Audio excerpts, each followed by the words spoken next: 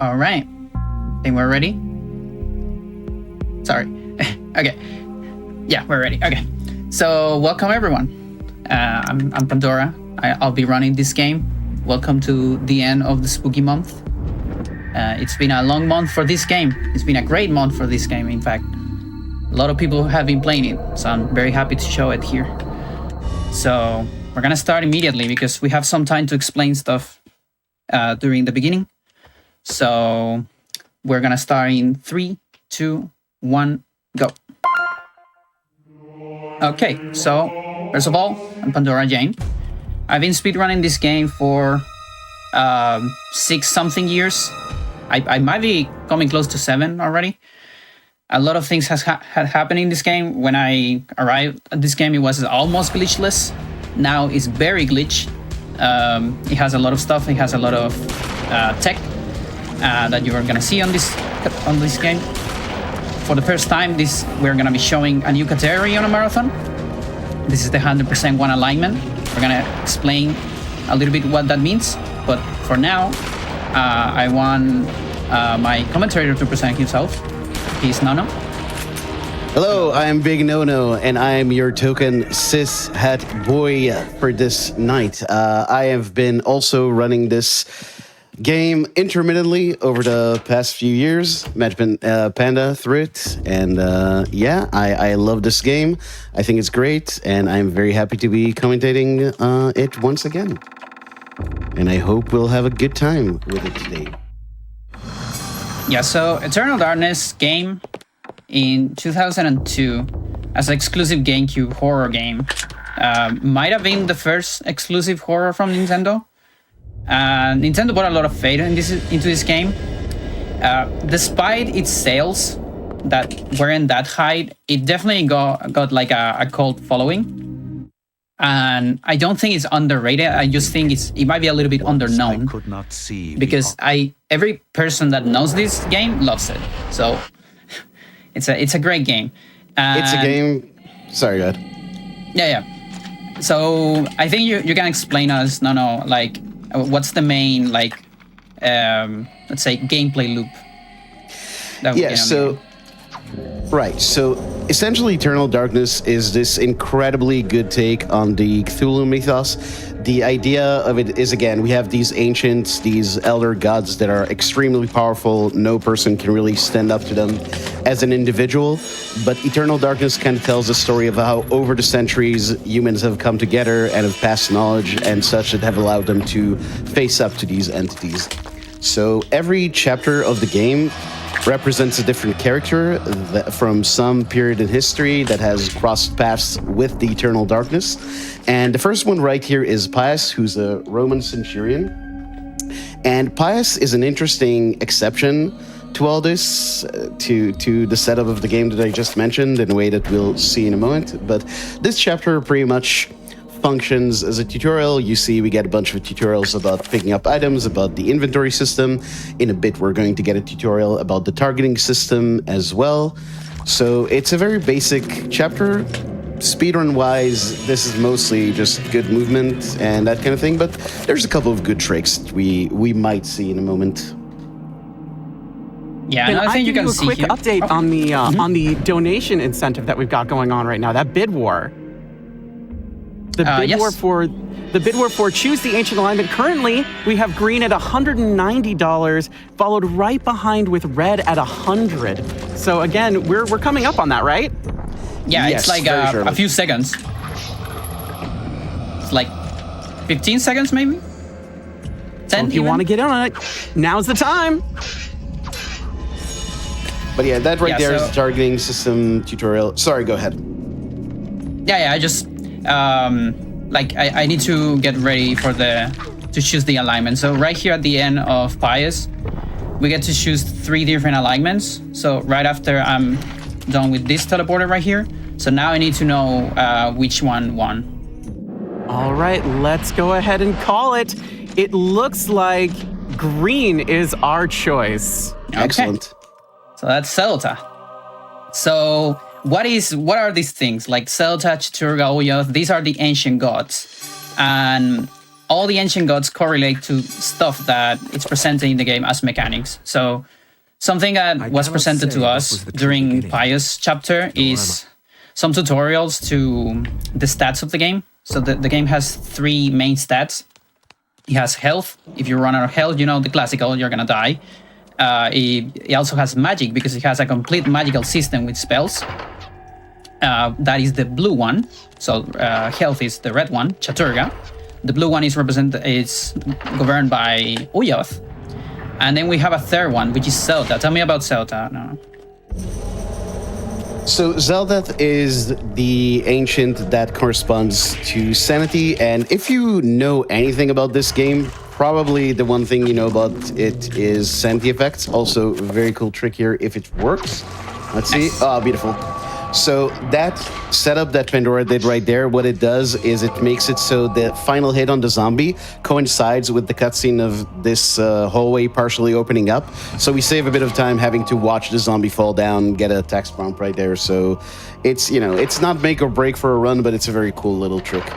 But yeah, so Sanity is, you probably have seen videos of this. You have a sanity stats. If it's slow enough, then you might get a sanity effect, and that can be anything from the game pretending to turn itself off. It can be bugs crawling on screen. It can be your character exploding when trying to heal itself, which coincidentally is actually a very important sanity effect, as we'll see later. Yeah, sanity effects are really, really important in this game.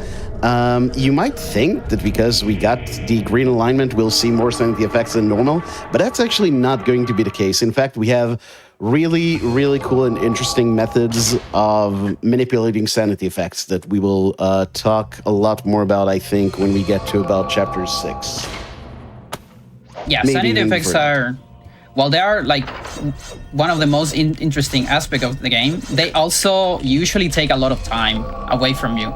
A lot of sanity effects work like you're gonna see something happen on a room, and then the game will present you with a fade to white telling you that, oh, this isn't really happening, kind of stuff.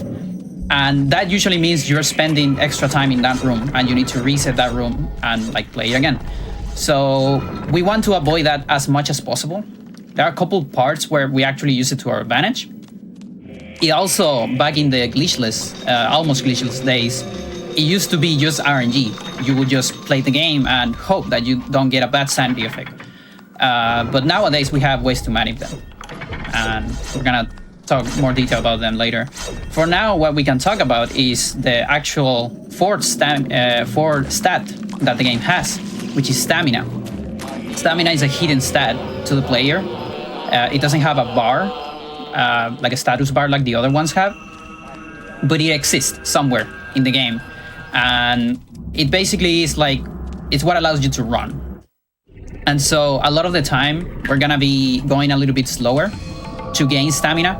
In particular, if you're paying attention to Elia's movement right here, you probably saw her sneaking a little bit. And that's because sneaking builds up stamina at the same speed as you were standing. So it's faster than walking, but it's a little bit, faster than half of walking. So it ends up being worth, basically. Oh, I got hit there. So we got the troll zombie here. Ooh, that's never, I've been working on this so much, and it just keeps evolving. It adapts to me. That room adapts to the runners. It's so nice of Silicon Knights to still stealth batch this game after 20 years for the GameCube. It's amazing. But yeah, if you want to know a lot more about stamina in this game, you could do a lot worse than go to youtube.com/@PandoraJane37 and watch her newest video about stamina in this game. It's very interesting. I learned a lot of things that I did not know before. So yeah. This game has like so many little things hidden to the player. And we're gonna use a lot of them during the speedrun. We're coming right here to the end of the Elia chapter. So Elia got trapped into this temple. She's a dancer, a slave of one of the emperors here in Cambodia. And she wanted a little bit of an adventure she found a weird book, kind of like a Necronomicon, full of his stories of adventures. And as soon as she ends up reading it, the door closes behind her, and it's like, here's your adventure. Yeah, did not got more than she bargained for. I would argue, but yeah. So we've mentioned that most of the characters in this game are people who have faced up to the Eternal Darkness. Pius is the exception because basically what we did when we picked alignments is we picked which deity Pius is going to serve. So he's actually the villain. He is going to be our final boss. Sorry for the spoiler. So yeah, he's the one actually being controlled or activated by the ancient that we picked. From my research, it is apparent that so right now Pius is serving Celta. And so some of the differences between alignments is the main difference is some cutscenes. You're going to see different cutscenes. You're going to see Pius talking with a different ancient, which, by the way, it's great because the voice acting in this game is amazing. It's absolutely amazing. A lot of the voice actors are shared with, like, Metal Gear. Other important games are shared. Like, that's the main franchise. Yeah, there's a lot of Metal Gear Solid. There's a bit of Metal Gear Solid is really the main draw. Like you have David Hayter here, admittedly in a very small role. You've got Jennifer Hale. You've got Kim May Guest. You've got I forget his name. The guy who plays the Colonel. Sorry, I apologize for that. I think Anthony right here is Raiden, Cam Clark. I believe. No, he's Cam Clark. No? He's Liquid. Oh, okay, yeah, Liquid. There you go. I don't think Raiden is in this.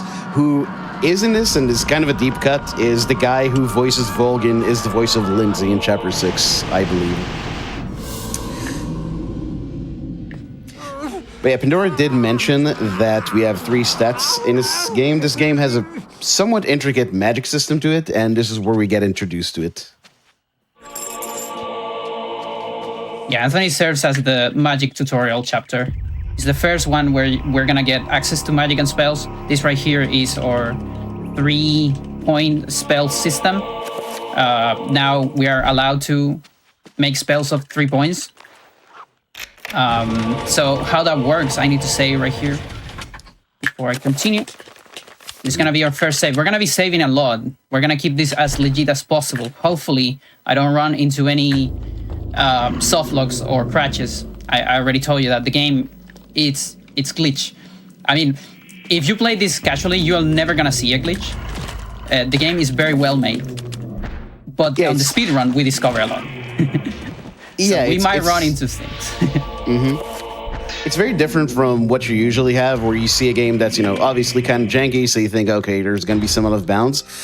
This game, all the glitches require very, very high-level stuff. Like, this is not stuff you would, like Pandora says, run into casually.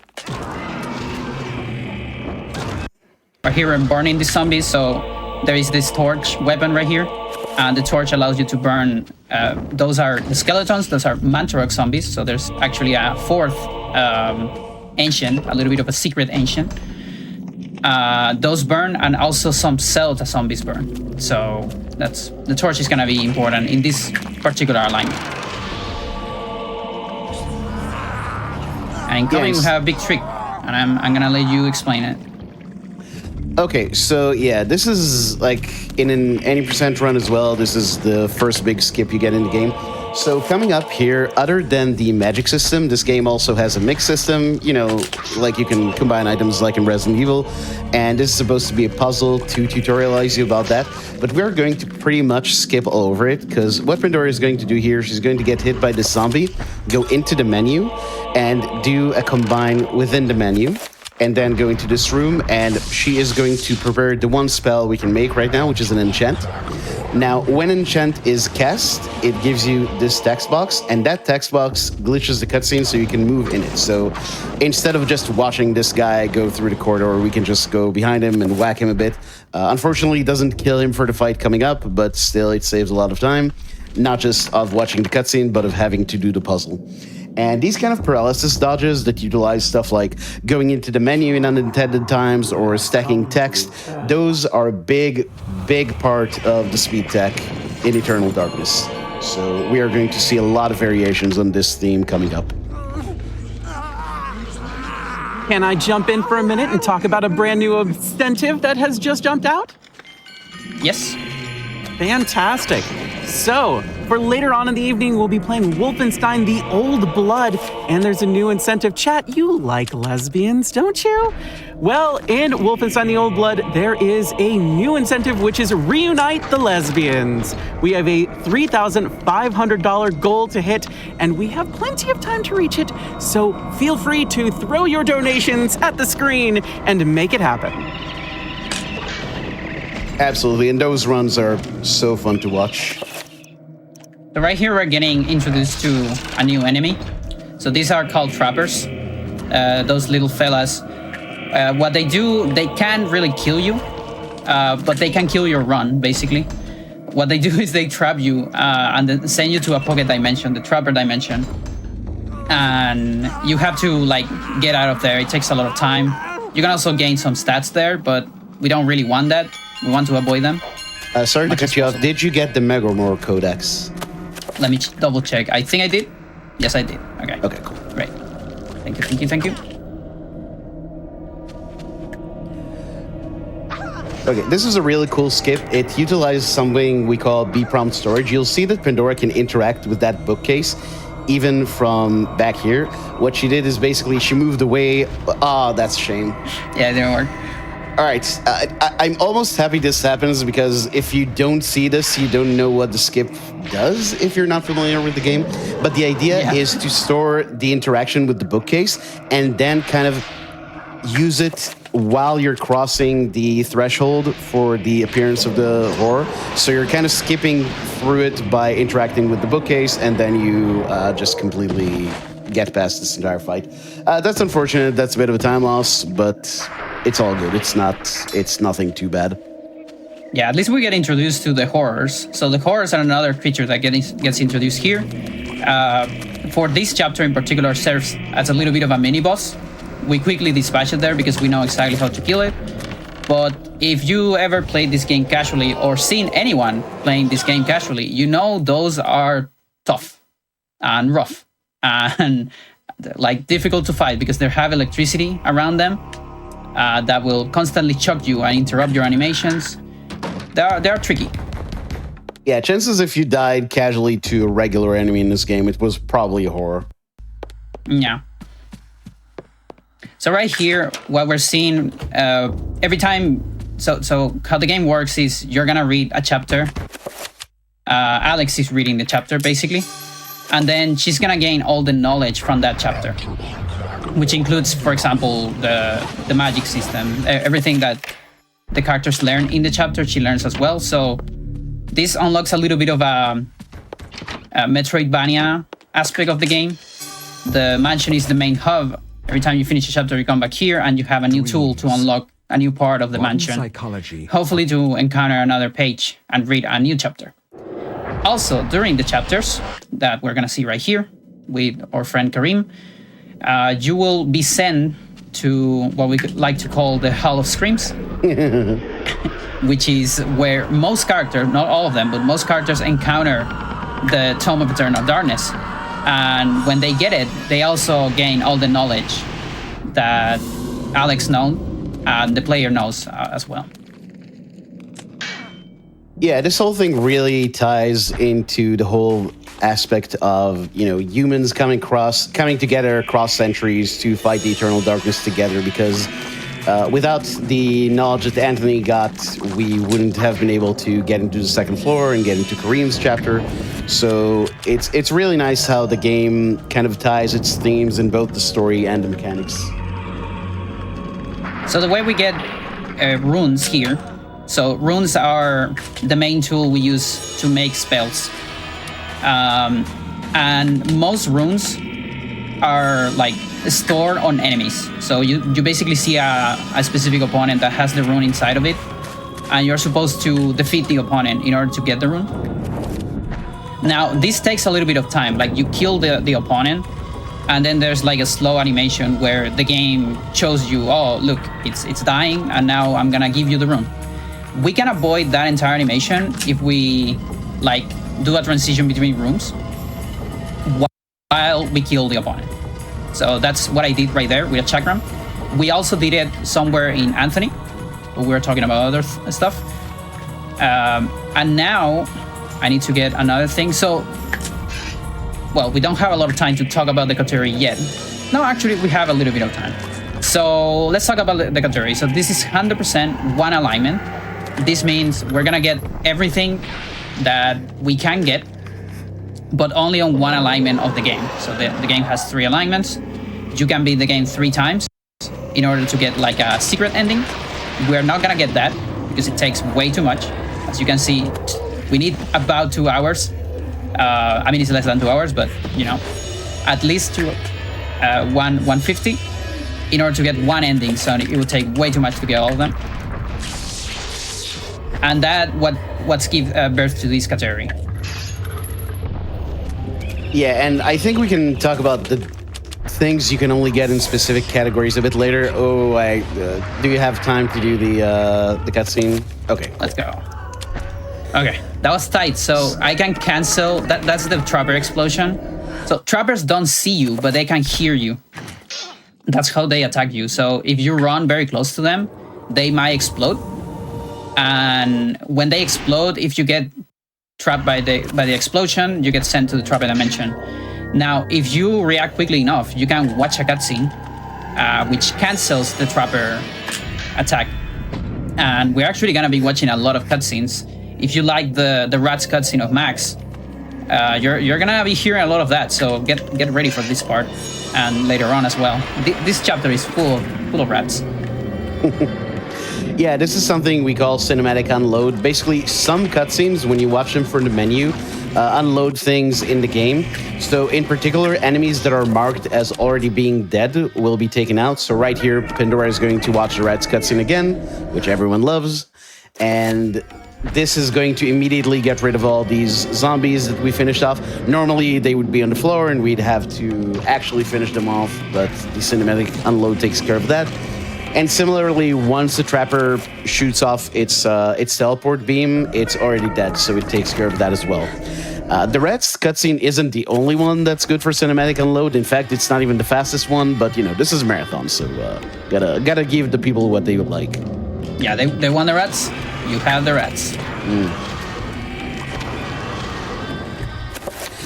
Yeah, there's a lot of fighting in Kareem's chapter. This is a really cool part of the run. It's also, if you're starting out, a very scary part of the run because there are a lot of opportunities to die here.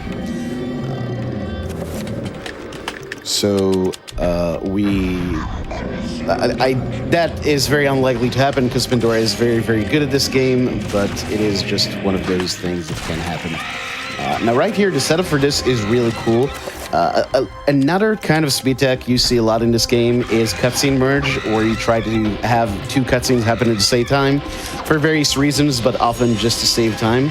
And right here, Pandora is going to time the casting of this spell in a way that coincides with the gate opening here, so we don't lose extra time to having to cast a spell. Beautiful. There you go. Beautifully timed. Yeah, so this game, just like other horror games, it has a lot of optional fights through the game. But this chapter in particular kind of serves as a battle, like a big battle tutorial. Like, okay, we're gonna send you here. We're gonna give you awesome weapons. And you know what? Just fight everything. And that's why we actually use stuff that we don't use in a lot of other chapters. Because we can just go through enemies. Here we actually have to fight, so you're gonna see all the intricacies of fighting. And in coming, we're gonna have a very tough fight, in fact. Yeah, also a reminder to save right here once you go down. Once you use the book, actually. Yeah, and you saw Pandora pick up that effigy that's part of 100%. You also saw something called target running, which we've said that trappers only hear you, they can't see you. So if you can trick them into thinking that you're not running, then you can just get past them a lot more quickly, which is what you do with that target running. If you want to think about it, it's a little bit like stair skating from Resident Evil Remake. Anyway, fight behind the barrier. So right here, the game expects you to be on the other side of this barrier and wait until the enemies come to you. This is, of course, very slow. So we do a slightly responsible thing and go behind the barrier to fight all these guys in very close quarters. Also got some lag there, I believe. But yeah, but so... like tiny. Yeah. Be alright. But yeah, this is a very, very cool trick, but it's also very scary. This is advanced stuff. This is something that can easily kill your run, even if you're good at the game. So yeah, this is going to be timed in a very, very particular way. Especially, there's a horror showing up at the very end of this fight, and we're... Oh, that's unfortunate. And yeah, we're going to want to set up an attack on it in a very specific way. Yeah, I might want an extra repo. Yeah. And you'll see already Pandora's doing something that we call freecast. We'll talk a lot more about freecast in a moment. But essentially, you may know that in this game, if you're casting a spell, you can't move. If you move or get hit by an enemy, then you lose a spell. And we have ways of being able to cast spells while moving. But yeah, right there, that was the attack on the horror. Very, very well timed. That was what you call an untargeted targeted attack. Basically, targeted attacks in this game do less damage than untargeted attacks. So if you can sort of make an untargeted attack that will, or a targeted attack, sorry, that will whiff, it can hit multiple parts of the enemy and finish them off very, very quickly. So that's what the setup is required for. Yeah, that's a tough fight. There is, like, you can die very easily there. It's also, like, orchestrated, like, a lot of the timing and where you see the cutscenes and all those things is very specific. You don't have that many tools, in particular here. I don't have the recovery spell, although I have the talisman that the game gives you. And also, if your position is bad with the horror, you can actually, it can make you clip out of bounds, so it is dangerous. Oh, I didn't know that. I didn't know that could happen.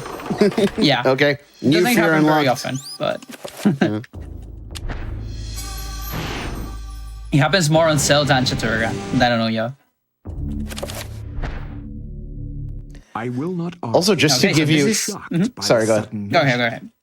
I was just going to say, just to give you an idea of the caliber of the voice acting here, this guy voicing Max, he is not from Metal Gear Solid, but he's in something else you may have heard of, Star Wars. Yeah, this guy was in Star Wars. I don't know. It's pretty amazing. But yeah, this is Max. As you can see, we're in the actual mansion. This game does make good reuse of its environments, and we'll see. We've already seen one environment pop up again when we went to the same location with Kareem that we did with Pius, and we'll see a lot of that as the game goes on. But yeah, this is Max. He's one of Alex's ancestors, and he's having a rough time in his new mansion. Rich people with problems. Yeah, just a horror popping out in the living room. All right. We're gonna have a couple time for a little bit of donations? Yeah, we have time for one. All right. We have $50 from Corinne that says, "Let's go lesbians." And this is a reminder that we do have that Reunite the Lesbians incentive going on for Wolfenstein the Old Blood. We have a bunch of time for it, but don't let time be the better of you. We're speedrunners. We go fast. We got to get that goal quickly. Yeah, and anytime Anarchy runs Wolfenstein, that's a run to watch. Okay, so something about horrors. You actually deal more damage to horrors from behind. And that's like a very nice fun fact. If you replay this game, you will do double damage from behind, basically. So if we can get any hits from there, it's easier to do this fight. And another thing you're seeing right here is, so Dr. Maximilian Roivas right here, he can perform autopsies in the enemies that you dispatch. And those are also part of 100%. So we're gonna get all the autopsies. Also, another thing to know for casual players, if you ever get the autopsies during your gameplay, be sure to maybe take a look at them after this chapter, because you're gonna get a little surprise if you do it that way. Absolutely. Also, reminder to get the Red Gomorrah Codex. Thank you. But yeah, the autopsies are amazing. But this is the part where we actually, when we say 100% one alignment, you will fight different enemies during this chapter as Max, and you can only get the autopsies for the ones you fought. So that's why you need all alignments to get what we would call true 100%, because you'd need to get all the autopsies that way.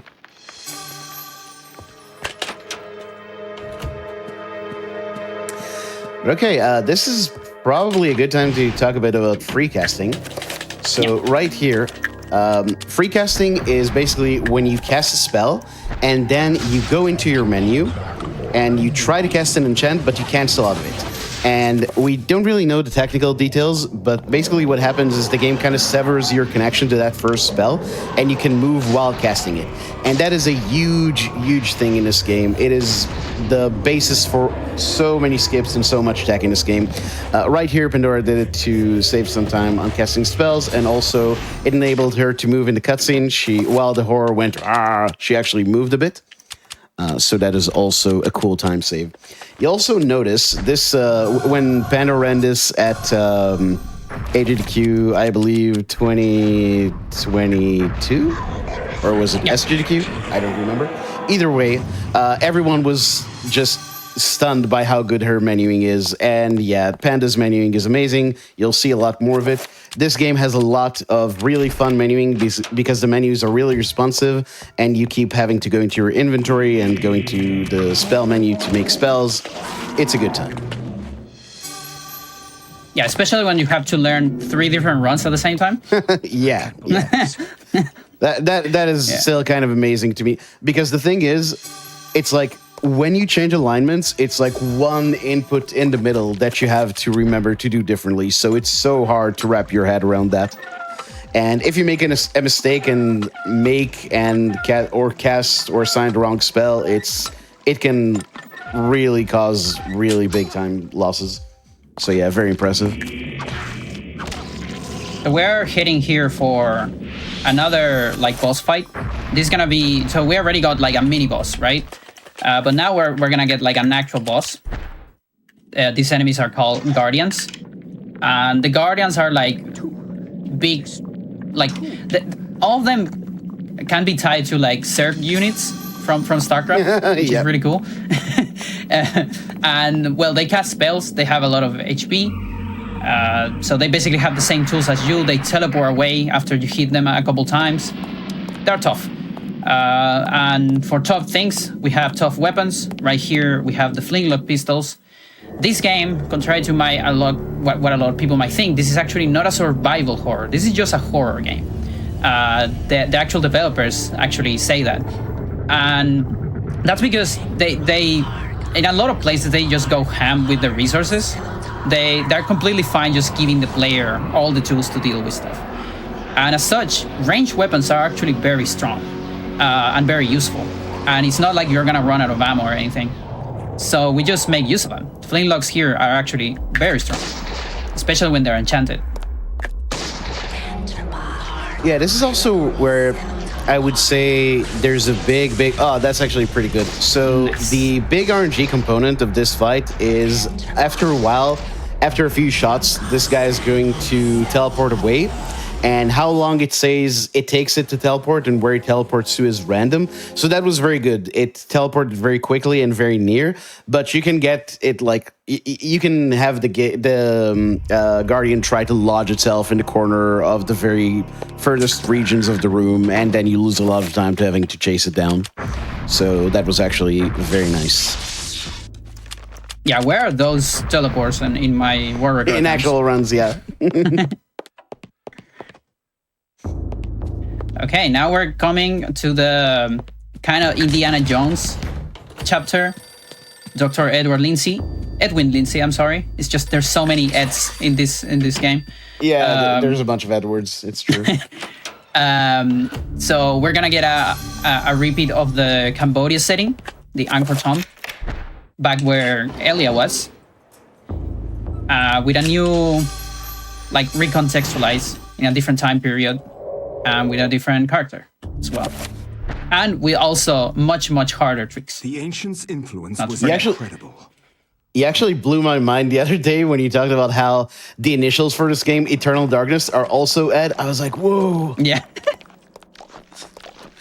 But yeah, so right there, this brush is going to be used by Lindsay a bunch in this chapter, and you cannot use it when you have enemies very close by, so Pandora just runs off to the side to lure the Guardian away so she can use the brush.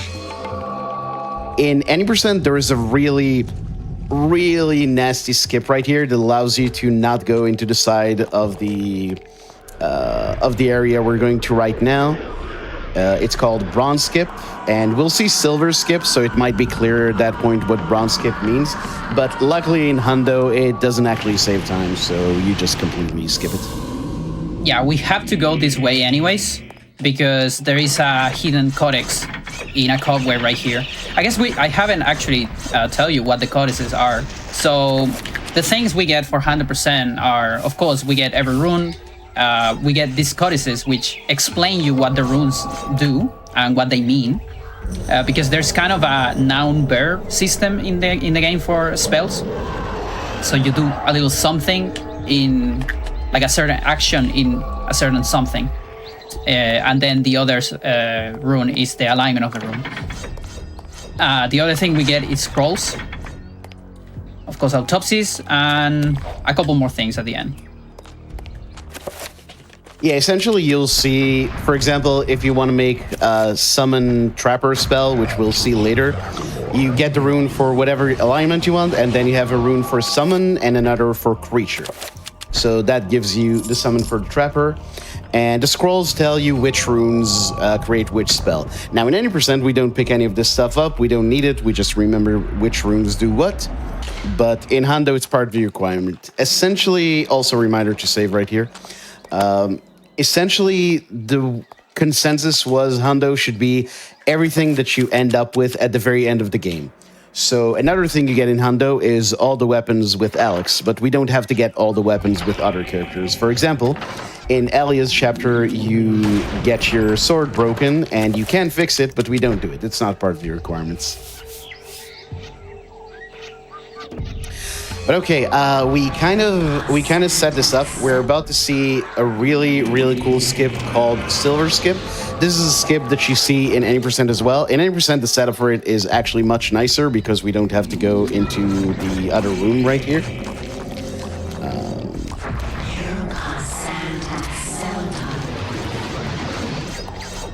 Do we have time for a couple donations?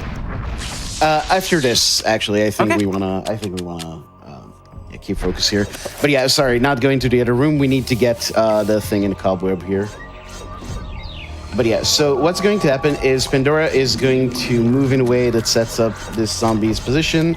And now she's going to lodge herself in the corner. She's going to cast a barrier spell here.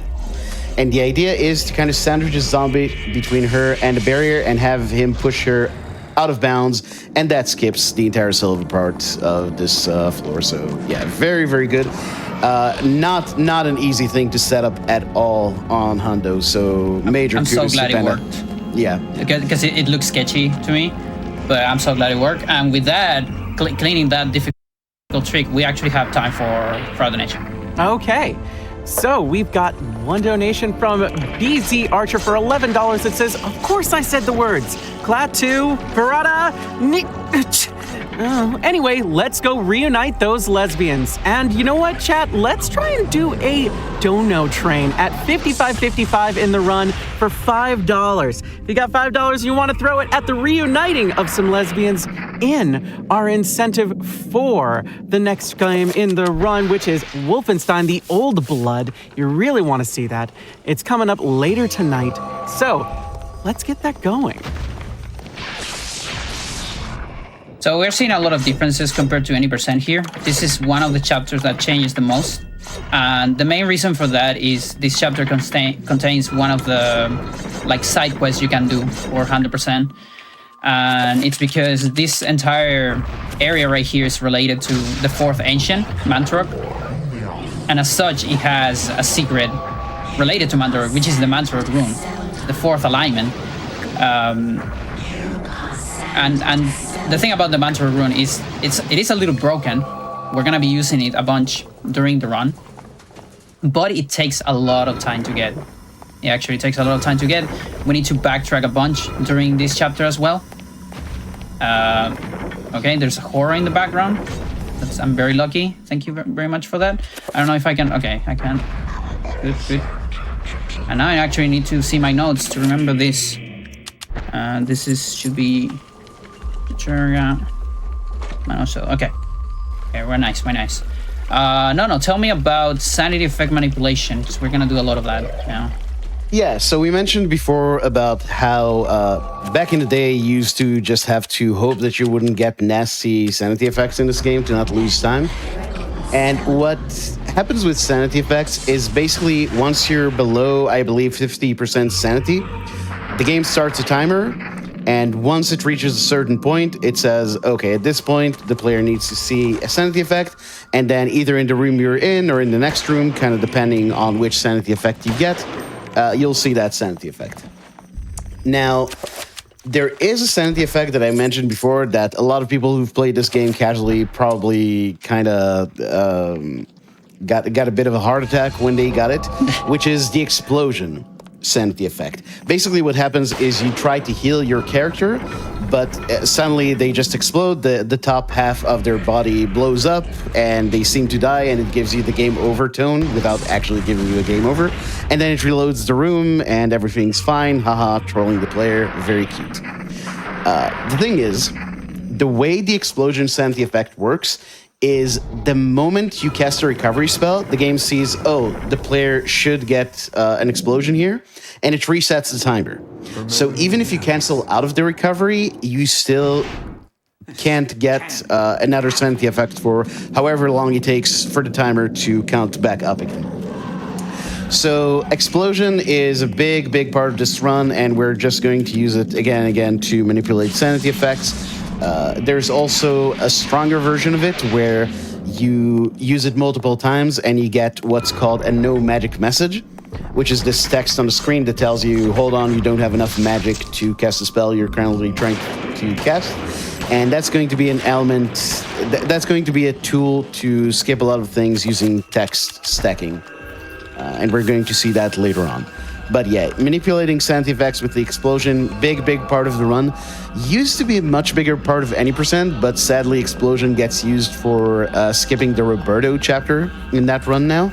But it is still fully intact in this game up until almost the end of the run. We will see the explosion effect in a very specific scenario near the end of the run. Yeah, so right there, I did, as Nono explained, if I just do a recovery, normally, I'm going to explode. And I'm also gonna lose my explosion effect for the rest of this playthrough. I don't want that. I really want my explosion intact. The way to avoid that is by setting a free cast, and also like canceling the free cast with the recovery later. That's what we're doing right here in order to actually get recoveries. And the reason for that is not necessarily my health. I mean, that's all good that I'm getting some health out of it, but also Chaturga recover all your stamina, so I can keep running. Yeah, that's something we've not mentioned about the stamina system yet. Anytime you get healed in this game, it fully recovers your stamina.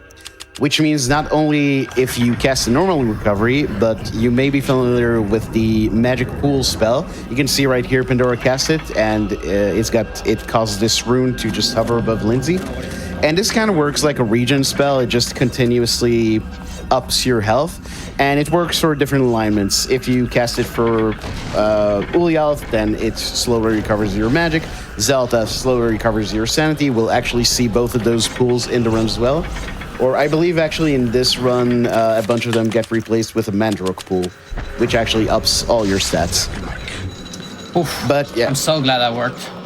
So that trick is extremely hard when you get poison in the room, because poison cancels your spell like every second or so. So it's very hard to predict, like when your spell is gonna get canceled. And I kind of had to do the same trick where I do a free cast and then cancel the free cast in order to get a spell. And the reason why I need to do that is I need a cancel spell before that room. Otherwise, we get a fixed sanity effect, which is an upside down room, which normally you can cancel if you get out of the room. But that upside down specifically doesn't have any B prompts to get out of it.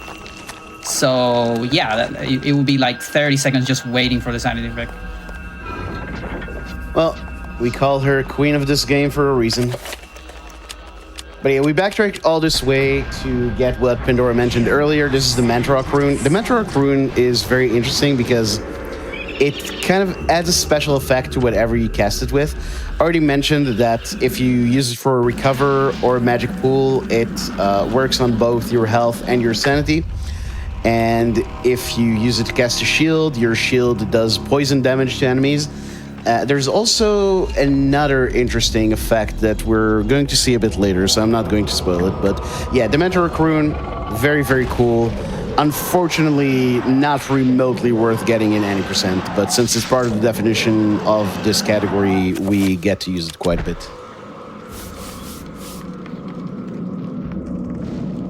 Okay, we have time for a donation right here. Awesome, fantastic. We have a $5 donation from Akamaru01 that says, "Let's go lesbians. How about a $5 dono train at 55.55 so the lesbians don't go home lonely?" And that is a great reminder. You can go to gdq.gg/donate and be sure to go ahead and select the incentive that you're donating for. And again, additionally, for those donating through Twitch, don't forget to authorize the incentive as well. You have to authorize Twitch and then click on the incentive. That way you make sure that those lesbians don't go home lonely. And again, thank you for all your donations, big or small.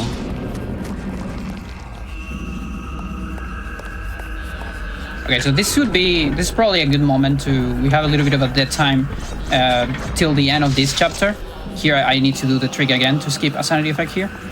To talk about version differences. So I'm currently running Japanese. It might not look like it, but we are running Japanese with English subtitles. So Japanese version, it came out later because this game had a Canadian developer. And one of the benefits of it didn't patch anything that is, useful for us. So that's very good. And it basically optimized a lot of the room and loading times. So it basically has faster loading times.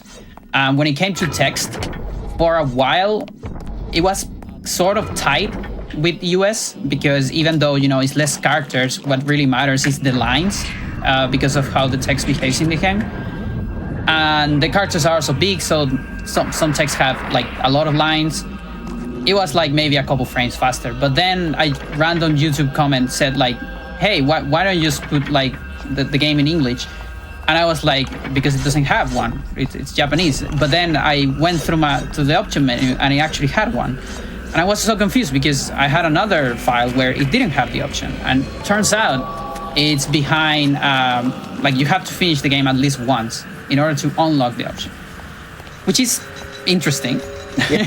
Like, okay. Very, very strange. Because when I started running this game, it was there was some debate about if Japanese version was faster than US, and the consensus seems to be that Japanese is faster just slightly, but people weren't sure. But with the advent of English text in this version, it's a no-brainer.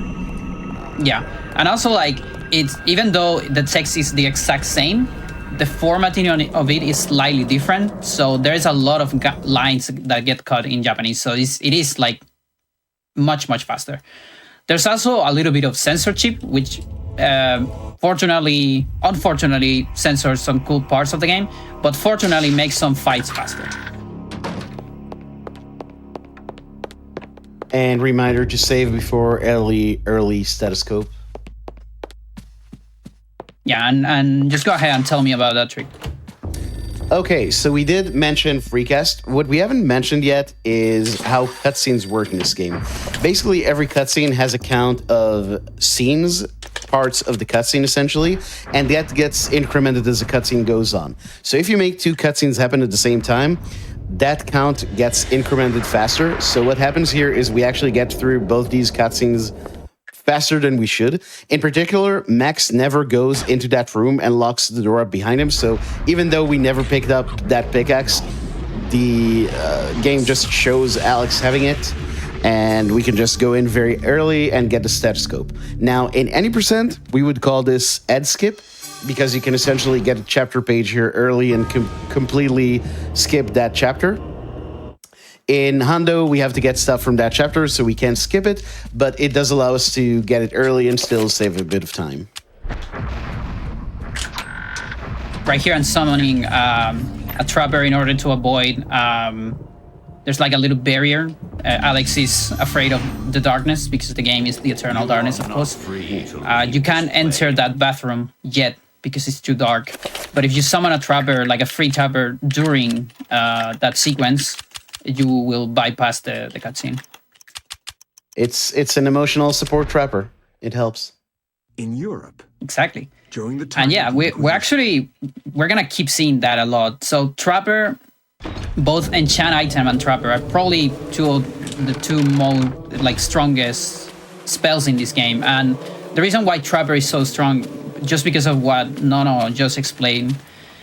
Trapper actually has a cutscene into it because it changes the camera and all that.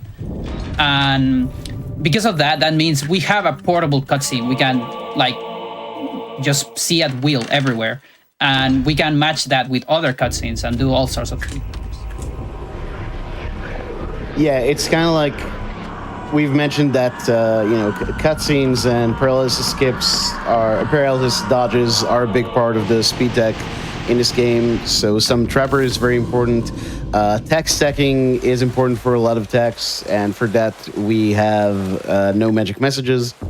So we have all these little tools to just give us what we need when we need it. It's very nice. Also, reminder to save before the bell cutscene.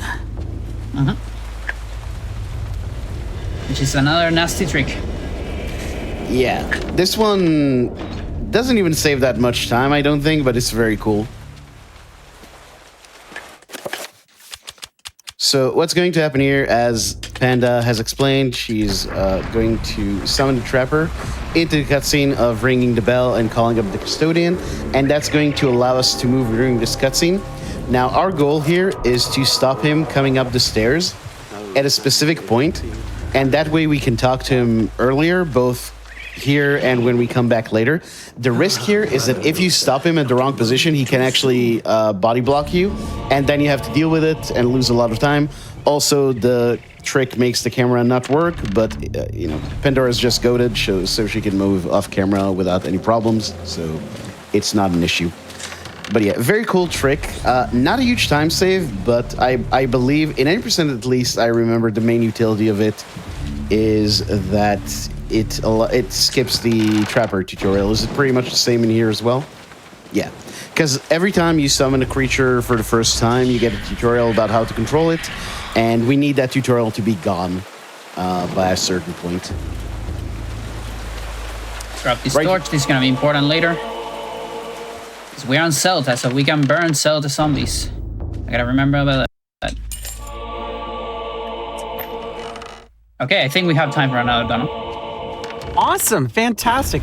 Let's go ahead and read this wonderful donation that says $10 from Get It By Your Hands, Trans Rights. I love that. Thank you so much for your donation. And again, we do have that dono train coming up very soon at $55.55, that $5 dono train for the Let's Go Lesbians. Let's get those lesbians reunited in Wolfenstein.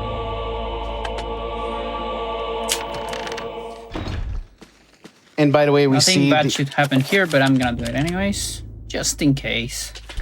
Fair enough, fair enough. There's a possible soft lock. Yeah, this is actually... So, coming up here, we're going to see an old friend and be very unkind towards him. Yeah. So the main thing about this chapter, this is basically during the Inquisition, and Paul gets here. He's trying to search a relic, the Hand of Youth, which is present in this church. But while doing that, he finds a nest of like A evil. viper's nest of heresy. Exactly. That's okay. So I need an extra one. This should be around here. That should be enough. Can I jump in real quick? There's a big donation that just came in. Moment, actually, because Yeah, this is yeah, actually just kind of one an second. important trick. So right here, Pandora did a setup to skip the cutscene that shows Anthony getting up. And yes, this is Anthony from Chapter 3. So he never gets up, he never gains sentience, so we just wail on him for his first phase and his second phase. And yeah, it's a bit sad to see, but you gotta go fast. The thing to watch out for here, and the reason why Pandora saved earlier, is that the trigger for the cutscene is still at the entrance, and we need to interact with the door from far enough away that it doesn't trigger, because then it soft locks, because, it tries to show us Anthony, and there's no Anthony anymore. Okay, now I believe we can have the donation? Yeah. Yeah. Thank you so much. We got $250 from Reverend Gumby that says Pargon, Pargon, Pargon. And we already hit $8,000 and we are growing from there. Love to see those paragons. Yeah, this is where we start getting the paragons, because maybe we can actually mention this real quick. We saw with Anthony that we got the 3-point circle of power. And that's a system where we talked about where you use an alignment and a verb and a noun and all that stuff to make spells. In this chapter, we get a 5-point circle of power, and later we'll get a 7-point one. And what those allow you to do is to take your 3-point spells and add Paragon runes to them to make them stronger. So every time you cast one of those, you hear Paragon, Paragon, Paragon, Paragon, and everyone loves it. It's good. Okay, so here we're gonna see again how horrors take double damage from behind. We can quickly dispatch this one. That is a little bit harder than it looks. But yeah, we also are gonna start seeing, so the combat system in this game, the melee combat system in particular, is very well designed, and it's very satisfying. That's also another reason why I think a lot of people maybe don't use that many ranged weapons. It's just because it's so cool. It feels so good to use the melee weapons. And we saw it on Pius, on the tutorial. You can basically target different body parts of the enemies, and severed limbs, the head, things like that. So we can also speed up this process. And so to making some animations shorter. So as you can see, every time I'm hitting a wall like that, for example, my attack gets cancelled immediately. That's what we call an auto cancel. And that basically allows me to do another attack immediately. We have another method, which we're gonna see it on some places. We saw a little bit on Kareem actually, which is you do an attack. This way you don't have a collision to interrupt the attack. But what you can do is you can pause during the attack and change your equipment. And this is what we call an animation cancel. It also cancels the animation.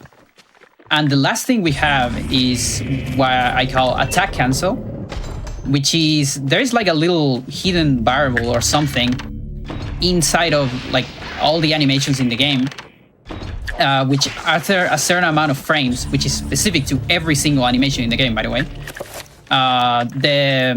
the game allows you to move. So you can run even before the animations finish. So that cancels the attack, and then you can cancel the run in order to keep attacking.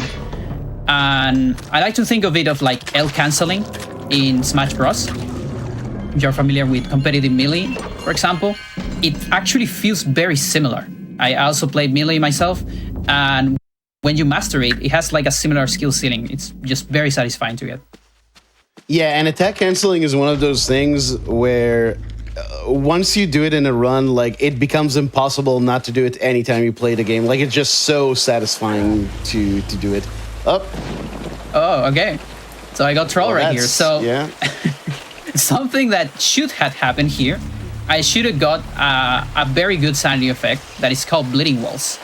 I wasn't completely paying attention to that because sometimes, just very rare occasions, it might not happen and we might see this instead.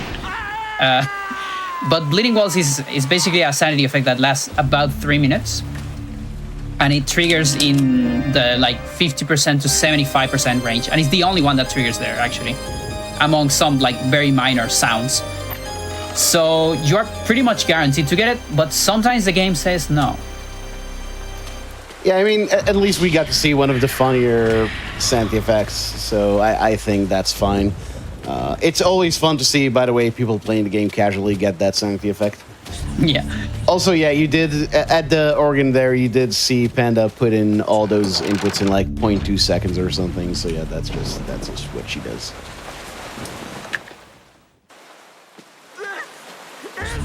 Yeah, I know, Paul, I know. Paul has this thing, like, he loves to say that even without a Sanity effect. Like, I actually, because we're in Halloween, I've been watching a lot of streamers play this game.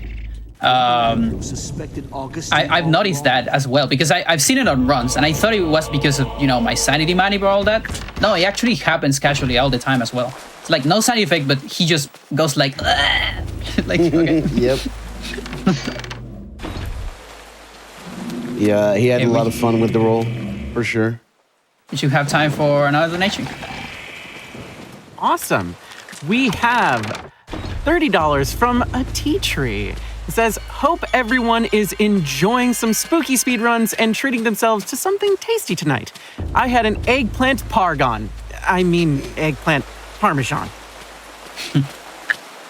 Ooh, I like the sound of that. If someone cuts an eggplant in the shape of pargon, I would definitely have some.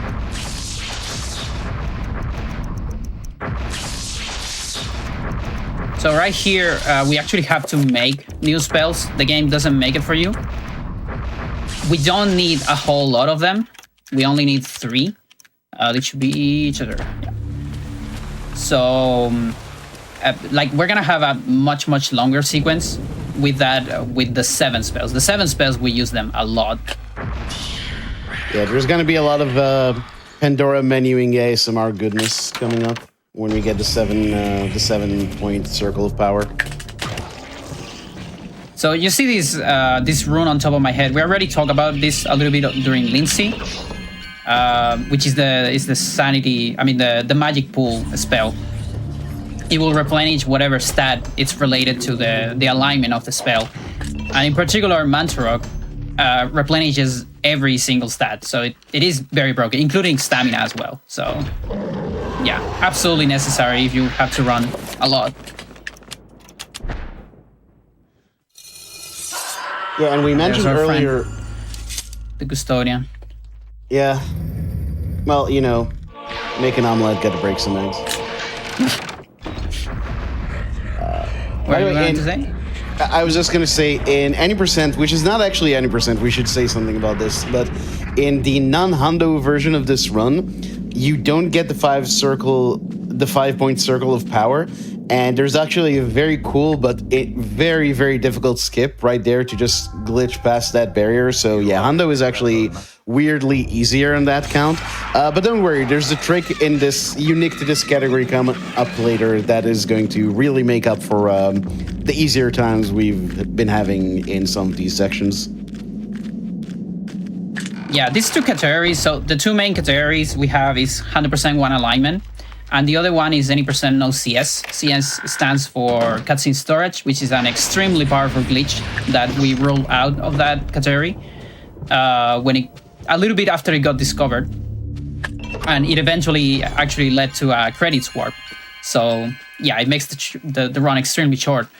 So something cool about these 2 categories, any percent no CS and 100% one alignment, is that they're very, like, they complement each other. A lot of the stuff that was once useful in 80%, but then we rule out thanks to some glitches and tricks, is completely useful in 100%. So we're gonna see a lot of those things.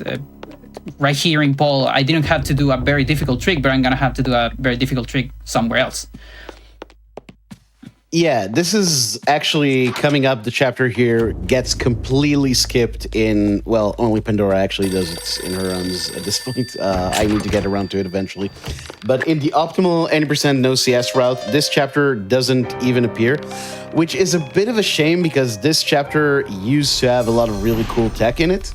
But luckily, again, Hundo and NoCS kind of complement each other. And in this case, we get to see all this cool tech in the Hundo run. So that is one of the reasons why I'm very happy that Hundo got into a marathon this time, because it's got a lot of stuff to show for itself as well. Yeah, this chapter right here, so this is Roberto Bianchi. He's an architect and also a slave right here, and of a very like non-suspicious emperor or tyrant rather. Just a normal guy. Yeah, just a normal guy, like all the other normal guys that appear on the other chapters. Just normal, completely normal, like Augustine called and all that. I love how Pius Augustus goes as far as calling himself Paul Augustine. Like he thought about that name for 2 seconds. It's very good. Yeah, it's Paul Augustine in Lindsay and Philip Augustine in Paul. Just so he doesn't have the same name as Paul, I guess. It's kind of like how Kiryu in Yakuza, when he tries to go undercover, he calls himself Joryu. So yeah, congrats. You changed 2 letters in your name. Very good. So the task of Roberto right here, he has to survey this site for a very important monument that this tyrant wants to do. It's a monument to the ancients.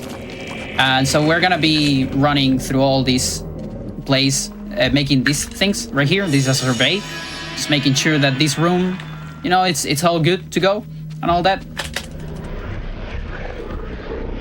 Yeah, I think a lot of people kind of get stuck in this chapter playing casually because they forget to survey a room or just don't find a room they could survey. And you can go into your map and see, because it does mark the rooms you still need to survey. But yeah, when you start running this game, you might get into a point where you forget to survey a room, and then you get to the end of the chapter and you don't understand why you can't progress, and then you lose like several minutes having to backtrack and survey whatever you forgot to do. Not obviously speaking from experience or anything. Yeah, me too. Not like it happened like a couple days ago.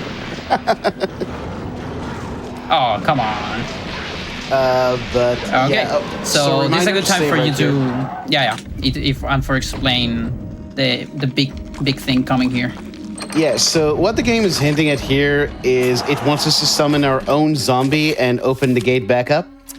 That's a bit slow, though, so we're not going to do that. Instead, we're going to summon a trapper. And as we've said, summoning a trapper has some interesting consequences. For example, we're going to, during the trapper summon, go into the smasher here, which triggers the cutscene of getting smashed. And game over, we're dead. Haha, no, actually, we glitched out. It's a sanity effect, yeah. We actually kind of glitched out of dying there. And this is some really interesting consequences. For one, Roberto does not have a hitbox now. You saw how we passed right through the trapper. Usually when you touch a trapper, you get teleported. Also, notice right here how Panna just hovers through. Because of the smasher glitch we did, we actually can't lose altitude. So Roberto can just go over to where the key is, doesn't have to cast a reveal spell to get past. And we're going to see a few more really interesting uses of this. But yeah, this is really, really cool tech. This was one of my favorite parts of any percent no CS back when it was still in that run. Yeah, that's because you arrived to this game after FreeCast was discovered. Because before that, this used to be a 2-frame window trick. Oh, God. Yeah. It was horrible. But now it's great. Yeah. One of my favorites. It's it's kind of interesting how the discovery of just one trick can make a run so much better, because I don't think Eternal was a great run before FreeCast was found. I still like it a lot, but it's much better now. It changed so much, for good and worse, because, we also get stuff like FreeCast, like Roberto's Key, Restore, all those things. Yeah, it adds a lot of really high execution and very scary parts to the run. Also, right here, another consequence of not being able to lose altitude is Pandora can just go up those stairs and then go to the middle of the room here without having to lower the bridge. But that's not the coolest part of this. The coolest part is coming up right here. And it's not even that huge of a time save, but I just really love it. So, oh, this one is not bad at all, actually. It's like more than 10 seconds, I think. Okay, cool. So even better. But yeah, so just go up the stairs and go to the bottom here, and then Panda can just go out of bounds and immediately go behind the wall. Doesn't have to put the gate back up. Very, very cool stuff. Yeah, we're so lucky in this chapter. Like, this is the perfect chapter to have zombie hover. There's a lot of other chapters where we would just soft lock because we can't get down. Like, we go upstairs and then we can't go down. This is the perfect chapter. Like, it has like a lot of obstacles we go over. We can just walk behind, like, behind curtains basically to access the loading zone there. It's amazing. Yeah, a lot of things just come together very, very nicely in this game. I can say that, you know, I speedrun a bunch of Yakuza games, and those have some... Actually, I'm going to mention that after this, because we also have a really cool skip here. Using the Trapper Summon, we're actually going to go into this room, and normally when you go here, you have a cutscene where you get confronted by Kareem and get some stuff from him. But that just cancels it completely. And you might think, oh, do you not get the items that you need later because of that? But no, the game doesn't actually keep track of that. It's all good. It puts them in your inventory in the chapter, but that's purely for the benefit of the player. As far as the game is concerned, you're going to get these items later when you need them, no matter what. Yeah, and what items Nono is talking about is, so that's the other, like, big side quest that this game has. This game has like a secret weapon at the end of the game, which is the Enchanted Gladius. And in order to get it, you need to get some specific items called the effigies, which is like little statues that you can get during the Persia chapters. So basically Roberto, Kareem, and later on Michael. And it opens up like an extra room and an extra couple stuff in Michael where he's gonna get that item. Do we have time for a couple quick donations? Yep.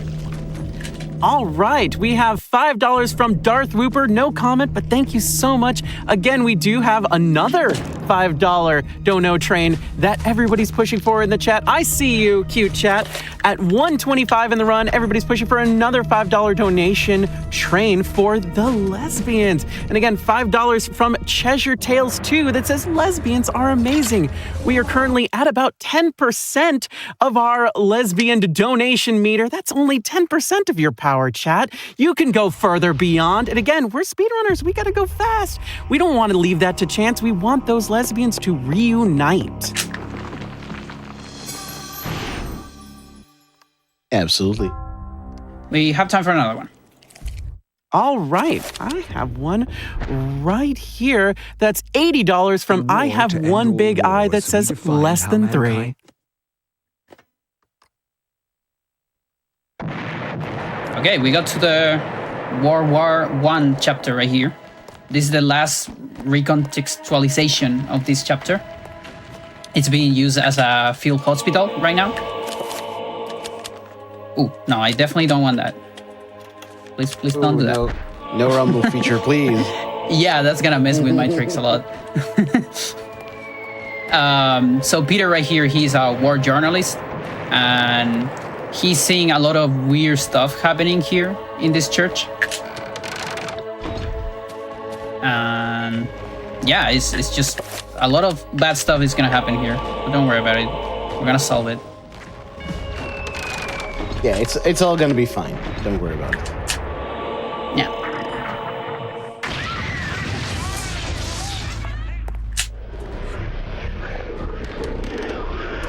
But yeah, so what I guess we could mention coming up here, the moving in nurse cutscene. Yeah. So we got the Tome of Eternal Darkness. We can use spells. So immediately we're going to once again use a summon trapper to mess with the cutscene. Right here we get the cutscene of the Bone Thief being very unkind towards that nurse, but we can just move during it, so it's all good. I should say if this was at Turgarun, we would be setting up here for a trick that's still used in 8%, where we basically insta-kill the boss at the end of this chapter. We're going to show a different way of dealing with that, though. So, also a reminder to save here.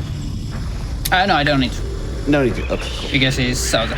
Oh, yeah. Sorry. Yeah, so right there, what I did is called a multicast. We can link the effect of one free cast into the next spell if we wait for the first one to finish.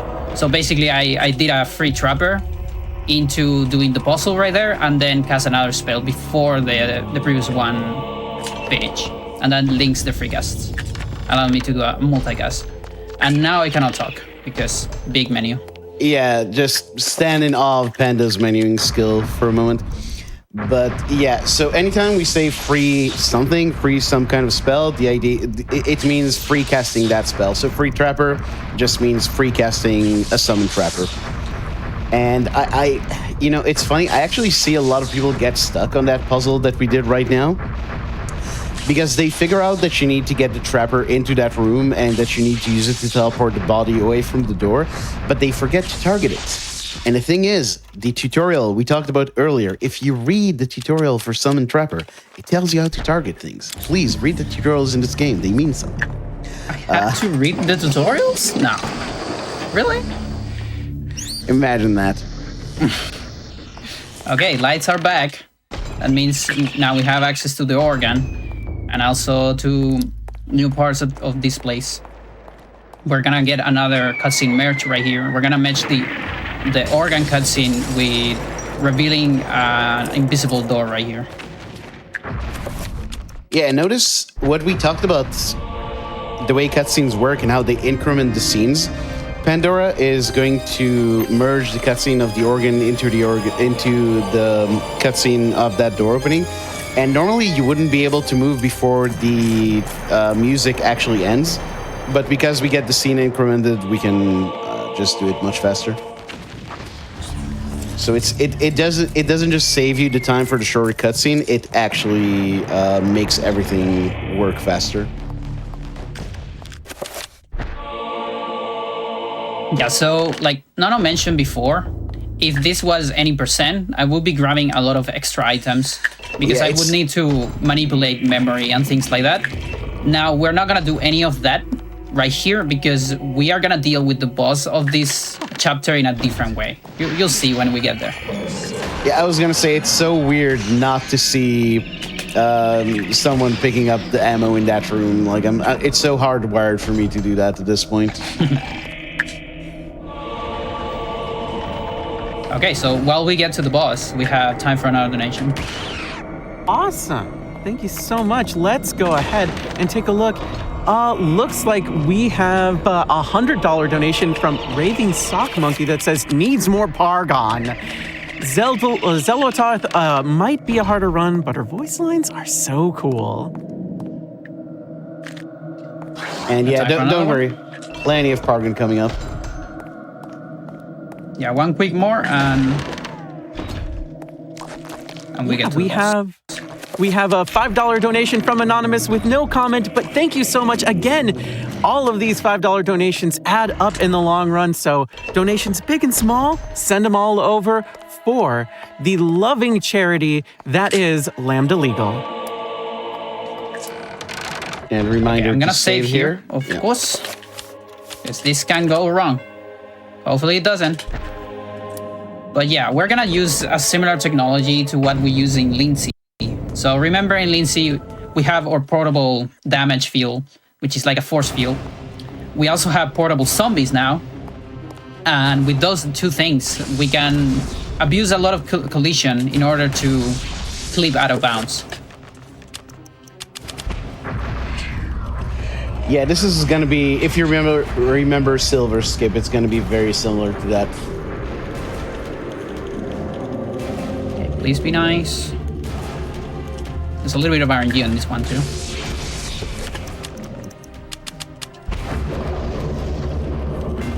Yeah, you're looking good. Very slow.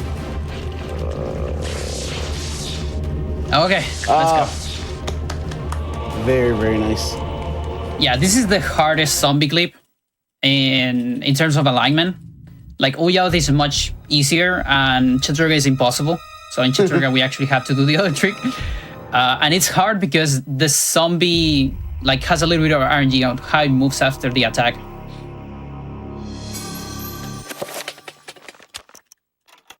What is my assignment here? This. And this new assignment. So is it Even harder? as of today, we're having some route changes. I mean, out of this era, let's say. Not today. I haven't changed something today, of course. So is it harder on Zelteth because of the attacks from the Black Guardian, or is it just the behavior of the zombie? Okay.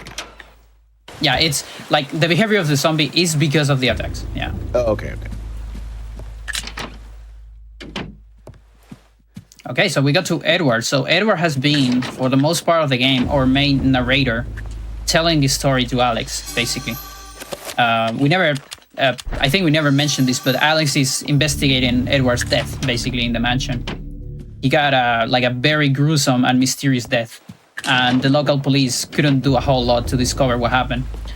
So she was just committed to discover what happened.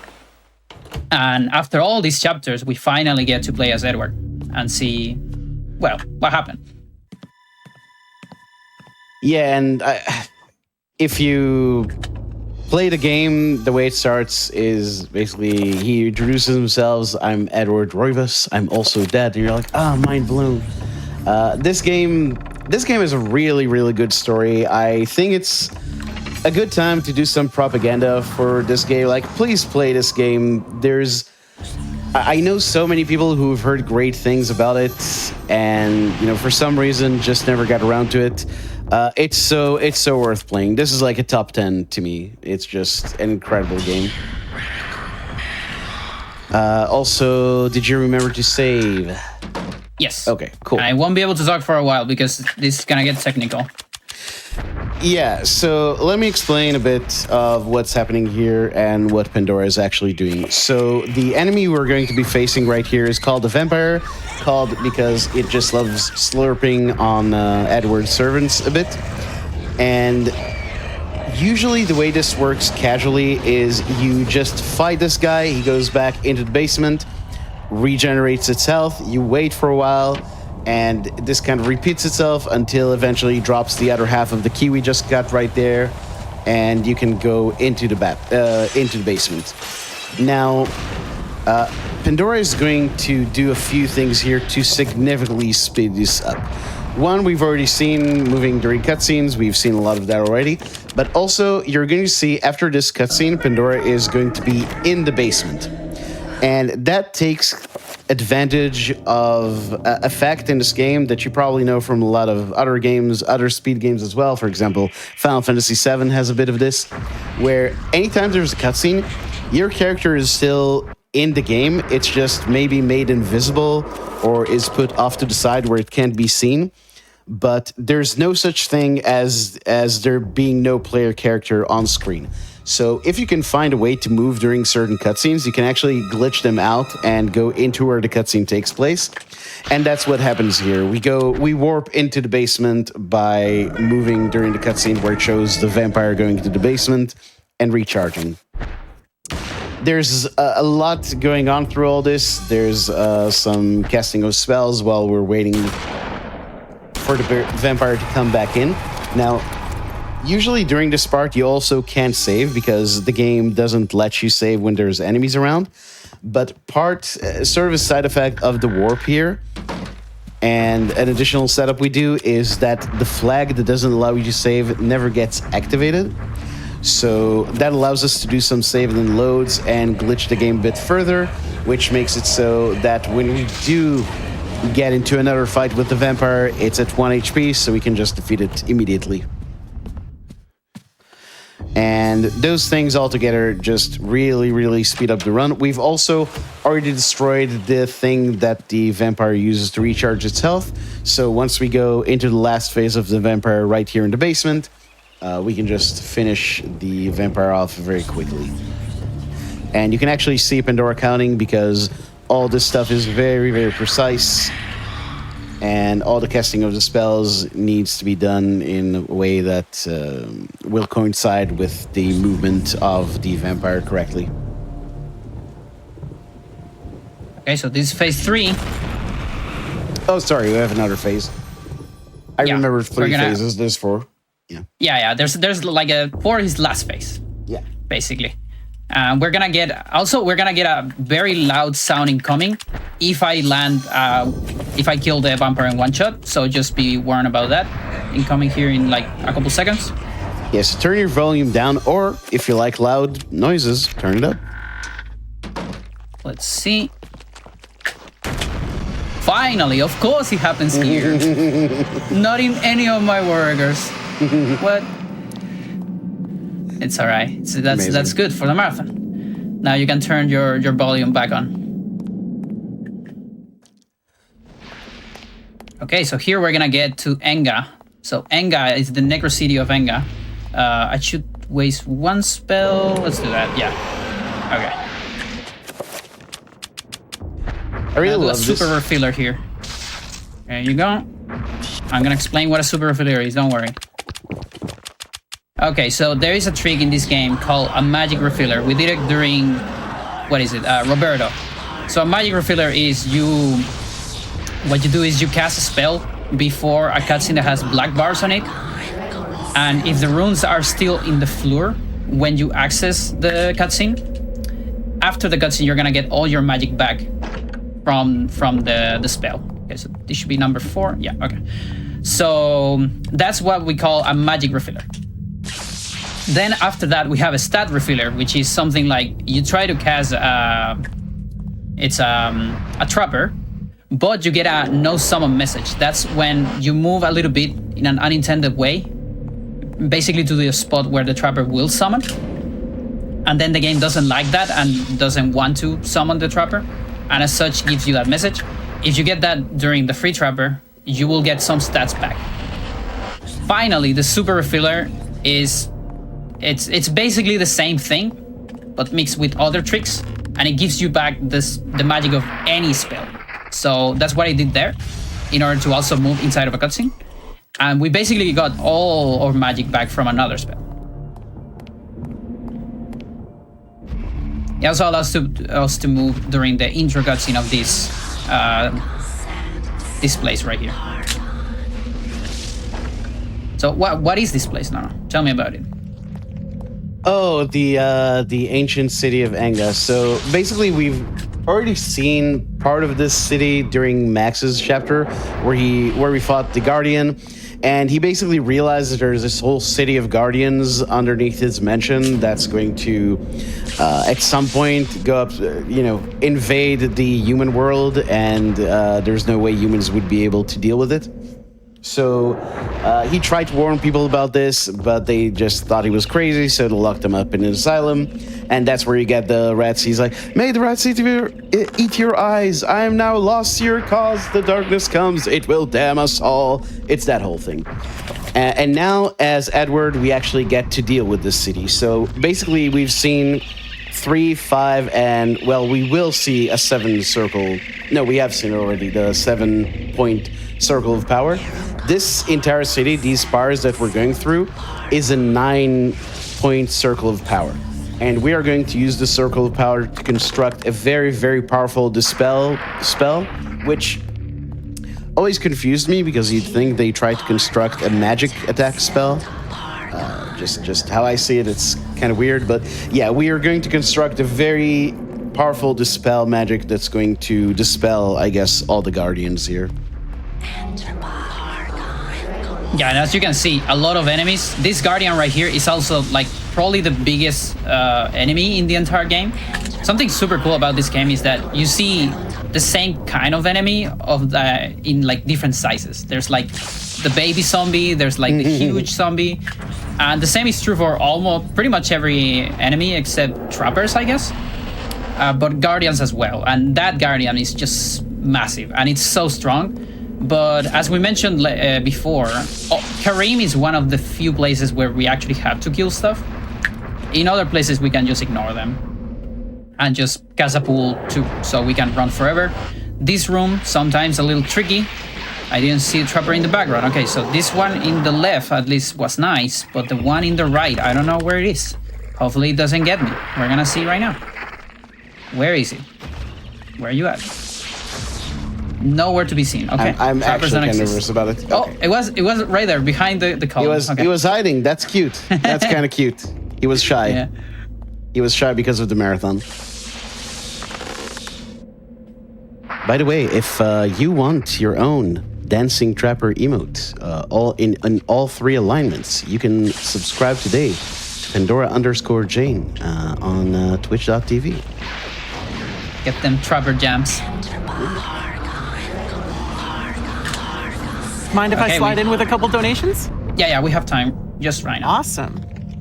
We have a $5 donation from M&K that says, so excited for Games Done Queer, donating towards reuniting the lesbians. And we are churning away at those donations. Reunite the Lesbians is currently at 10%, and it's coming up after the next run. Wolfenstein the Old Blood, we're trying to reunite those lesbians.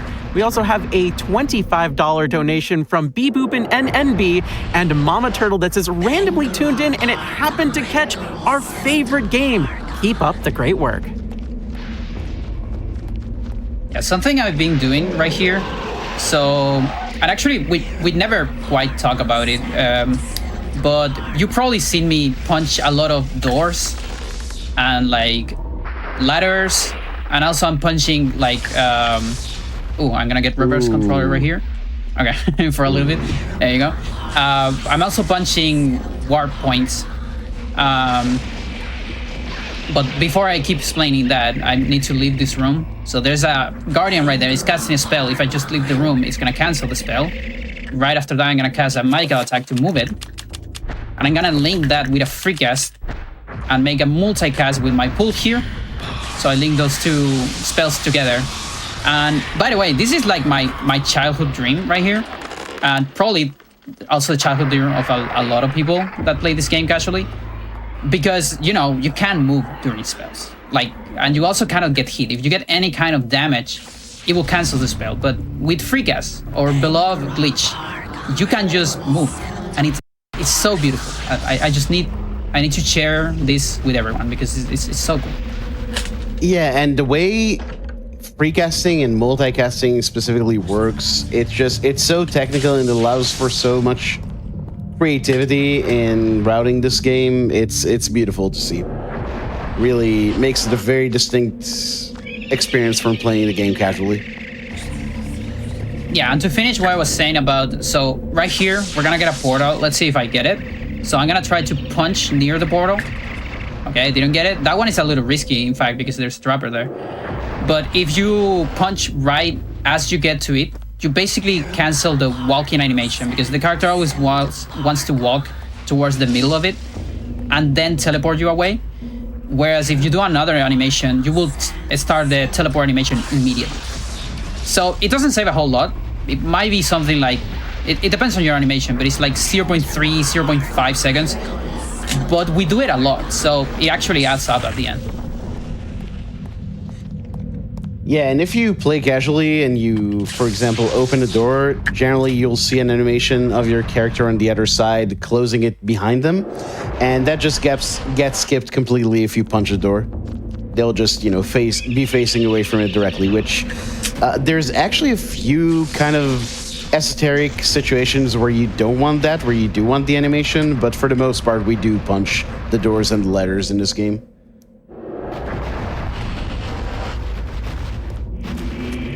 This is number 5. We have time for a donation, right? All right. Yeah, let's see what we got here. We have a $5 donation from Jarmo that says no comment. But once again, thank you so much for all the donations that are coming in. We have $20 from Anonymous. No comment, but thank you so much for all the donations. And reminder to save here. Yeah. So, as you can see right here, so we are doing Edward Enga. And, okay, I'm going to save anything so I don't forget. So, in any percent, we also do Enga. We do Alex Enga. And if you're playing the game casually, you have to do Enga twice. Now, I'm not gonna spoil it, or maybe I already spoiled a little bit, but that's gonna come into play later. But just remember that we are seeing this on 100%, which is something we don't see on any percent. And a similar thing might happen later. Yeah, because remember, this entire chapter gets skipped in 80%. The trick we did with the early stethoscope, where the ghost of Max didn't go into the room, so we could go in and use the pickaxe that we didn't have. That is actually used to not do the Edward chapter at all in 80% no CS. Yeah, another quick thing that we did right there in that room. So that room, when you activate the lever to disable the force field, right after that, a couple enemies escape from their cells. I like to call that room the Engasu, because it displays a lot of of the bestiary of this game. We avoided that by summoning a trapper and canceling after the lever activation. Something really cool about that room, if you like fun facts about this game, is that if you use Requiem, for example, or tools like that, and I think you can even access them normally, a couple of them. There is a lot of models in that room that are from the N64 era of this game. Because this actually started as an N64 game that Nintendo later told the developer, hey, you should make it on GameCube instead. Don't want to cut you off, typical but developer thing. I just want to remind you to save twice here. Okay. And yeah, you can continue. Yeah, you can actually go ahead and explain the next trick right here. So basically, when Pandora says, remember, we've done this before, this is the part you really want to remember. We are going to use Free Trapper here. And basically what happens is, at this point, the game tells you whether you use the correct runes at each one of the spires. Luckily, Pandora probably used the correct one, so we don't have to worry about that. But using the Trapper, we can actually menu during this cutscene, and we can actually save here as well. And this is going to be very, very important, not in the next chapter, but after it. So keep that in mind. Yeah, and after that, we also use this other cutscene. We get a no magic message there. You are already familiar with those. What does that is allows me to pause the game, and then I can watch a cutscene to recover movement during this cutscene. And like Nono mentioned before, character is always loaded, just somewhere hidden from the player, out of camera, usually invisible as well. And most of the time, or I think all of the time,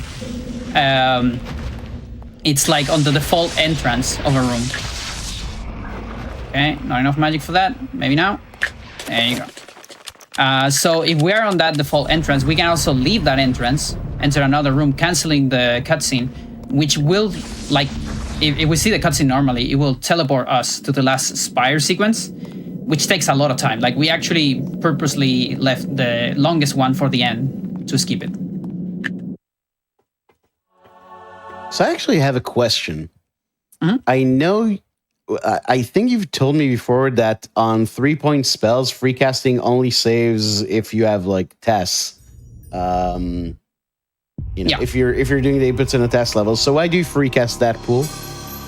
Oh, because there is 2 horrors trying to kill me.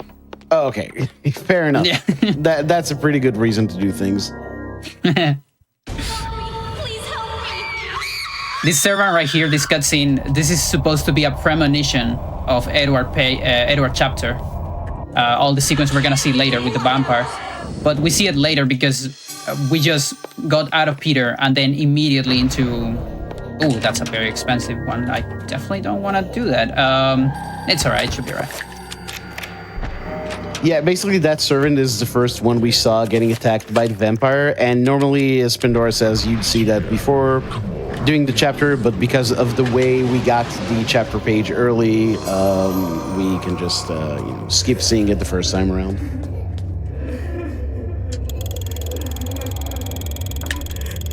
Here incoming, the hardest trick of the game. Take it away, Nono. All right. Go for it.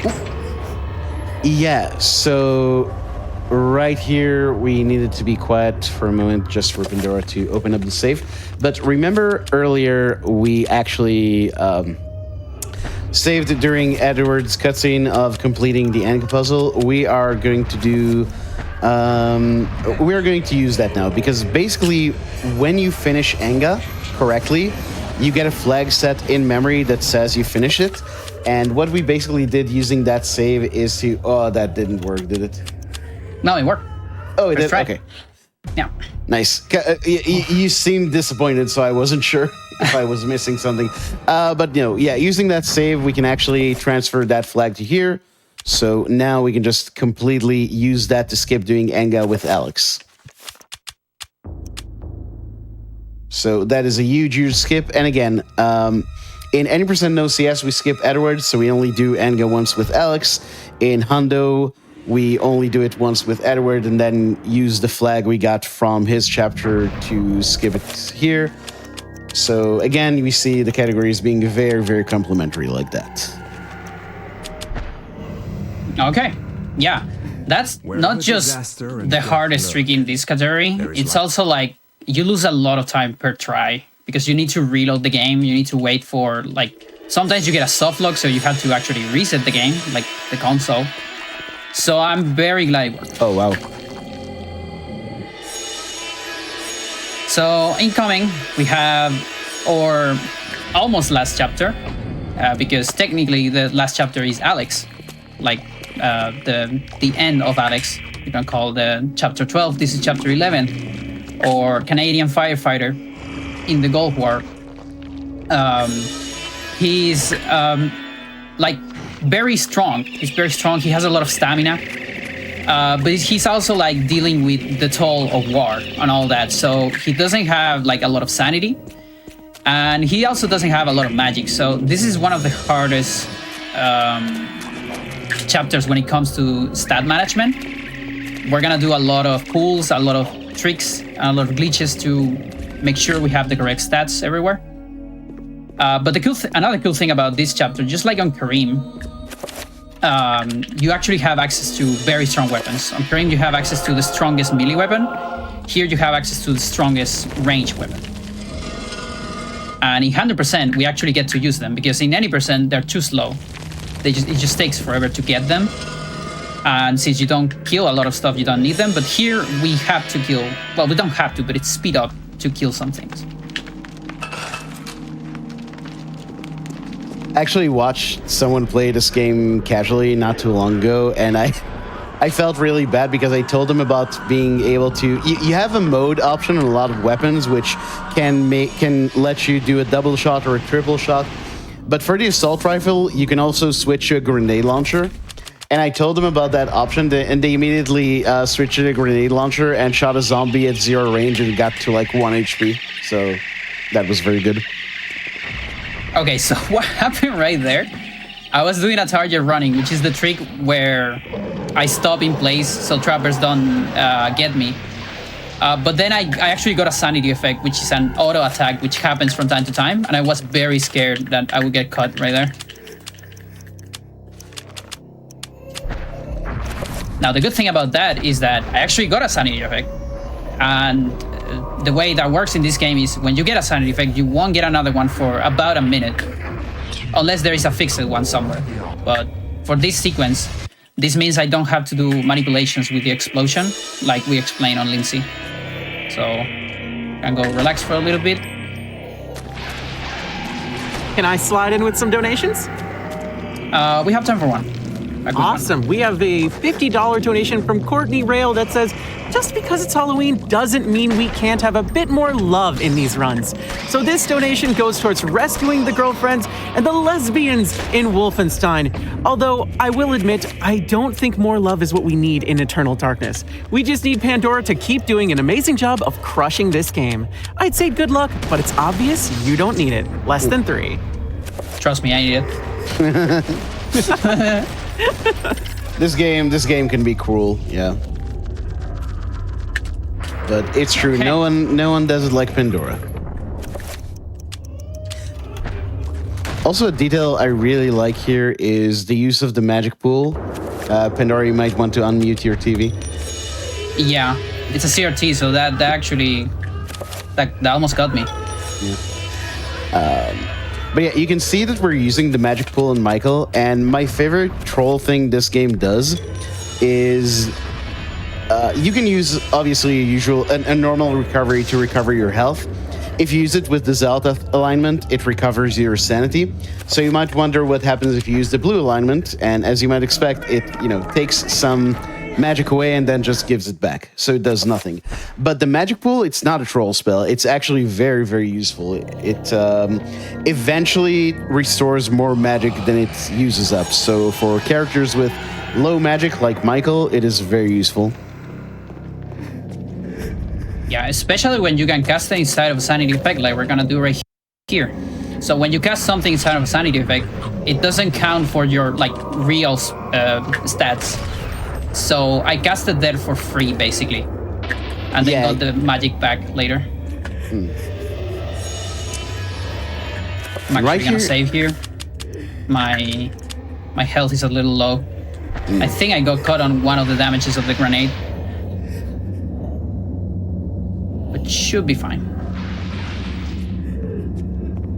Tell me about this right here, Nano. Yeah, so right here, this bind skip, before Roberto skip, this used to be in 80% no CS as well. So essentially what the game wants you to do is to use the bind spell to make one of these horrors fight for you, and then once it kills the other one, then you can get through the barrier. However, what Pandora is doing right here is she uses that explosion, which we mentioned earlier, the Sanity effect, to glitch out this cutscene, and that allows her to get into this room early without having to wait for the horrors to kill each other. If you don't use bind skip, then this is RNG, and you might lose a lot of time here to just waiting for the horrors to duke it out, which can actually happen in 80% no CS. And at that point, because we used explosion, we did mention earlier that explosion can only happen once a playthrough. So now we cannot use canceling recovery spells to manipulate sanity effects anymore. So we will have to use different tools for that. Also, right here, I'm doing a multicast and linking my 7. There you go. I'm linking my 7 shields that I need for this electricity sequence. Chaturga, right there, okay. And I'm linking it with an enchant, a 7 enchant. It's kind of hard to do free enchants. Like, you have to link them with other spells always, because the whole free cast mechanic depends on, trying to cast an enchant and cancel it. So that way we link it, and since it's 7-point spell, it saves a lot of time.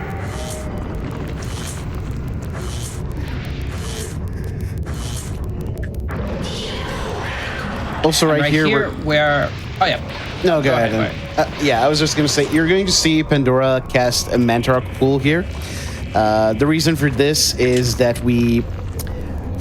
so the way sanity damage works in this game is every time you see an enemy, you take sanity damage. Your sanity gets lower. And that goes until your sanity hits 0. Once your sanity is 0, the sanity damage goes over to health damage. Now, the way this works is it's only when your sanity is actually 0. If you take 30 sanity damage and you have 1 sanity, your sanity goes to 0, no HP damage. If it's 0, you take half of it, you take 15 HP damage. So you might think that in 80% no CS we will be using a red pool here, but you actually want a green pool because you want to constantly shield yourself from sanity damage spilling over. And in 80% in Hondo, I mean, we have the Mantarok rune, so we can just get both at the same time. But the important part is the sanity pool, not the health pool. Or rather, the sanity region, not the health region. Okay, so I need to adjust my magic here. Let's see, I should be able to do a no magic. Yeah, okay, so... Oh, I have the yeah, that's actually pretty good. Now, I have bind. I'm just doing a little bit of routing in the run because we got troll a little bit in the previous section. But I think I should have enough magic for Trapper. Yes, okay. So I'm gonna be using binds right here. When there's no creature in the current room and you try to cast a bind, which is what confuses creatures, you get a no bind message, which works the same way as the no magic message we're familiar with. And if I quickly do that before every room, I can avoid sanity effects. So we're gonna do another one here. And another one here. There you go. So we're clean on sanity effects at least. And now we're gonna do a warp. Tell me about it. Yeah, so this is going to be the basement warp. This is very similar to what we saw with Edward when he warped into the basement using the vampire cutscene. Essentially, we're going to get a cutscene here showing us the thing in the basement opening up. But thanks to the trapper, we can move in that cutscene and just immediately go in here, so we don't have to go all the way through the lobby and down the stairs, which is very, very nice. So but I think we have all the tools right now. We are ready to go. We have all our artifacts, and we have the enchanted gladius right here. And now we can go to Enga finally for another time. But you cast a bullet here. Yeah, having a a somewhat shorter time this time around, because remember we have the flag set already from the trick we did earlier.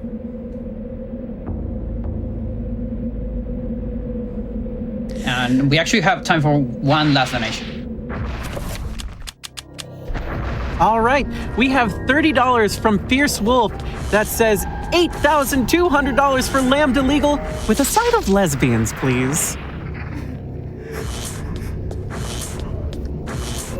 Okay, incoming, the last fight of the game. I'm gonna say before because there is a possible crash in this fight. It shouldn't happen, but we're gonna save anyways. That's gonna be in the safe. Also, make sure I have enchanted gladius. Yeah, everything's good. Let's go. Also, I kind of recommend anyone playing this game casually to actually die to Pius very quickly the first time around, because you get a unique cutscene for dying in this fight, and it's really funny. Yeah, it's sort of the bad ending. Yeah. Fool, I spit at thee. The darkness shall be eternal. Yep. Oh, he said the name of the game. So the best thing about this fight in 100% is we have the enchanted gladius. The enchanted gladius is not just enchanted. It's like a super gladius because you can throw it. It's magical. It's super magical. Look at this. You can just throw it from far away, which is very, very useful because this artifact, we don't have a way to predict where it's going to appear. So on 80%, we actually get trolled a lot by this thing. Now, you still need to have some distance away. If I'm too close to it, Alex won't throw it. So I still need to go close to it. So there is still a little bit of manipulation, right? Here and there. But for the most part, the Enchanted Gladius just makes the first part of this fight really fast. Also, Ghost cannot throw it, sadly. So, as you can see here. And this is another time where we see that theme of collaborations between all these different humans over centuries kind of playing into the game, because it shows you all the different characters with different chapters helping you defeat Pius. And I think it really ties up the game in a very nice way. Yeah, we're gonna see every character that died to the eternal darkness, basically. Yeah, which is actually not all of them. A lot of people think all the characters die, but Lindsay survives. Peter survives, and it kind of suggests that Michael survives as well, even though he doesn't expect to. Yeah. Okay, one more. This is the scariest one because Roberto is incredibly slow. So, yeah, you can definitely... Ooh, that was a bit scary, but okay. No! I got trolled. No, that's so bad. Yeah, there's some weird collision in this game where, like, sometimes an attack will just whiff the artifact. There's not really much you can do about it. It's just very unfortunate. Only a few seconds, though. That's fine. And now for last phase. We don't have the shotgun. Yeah, in fact, you can't use the shotgun here because it would require to scroll to a menu position where you have items we're not supposed to have, and that leads to a crash. So you actually would crash the game if you tried to use the shotgun here.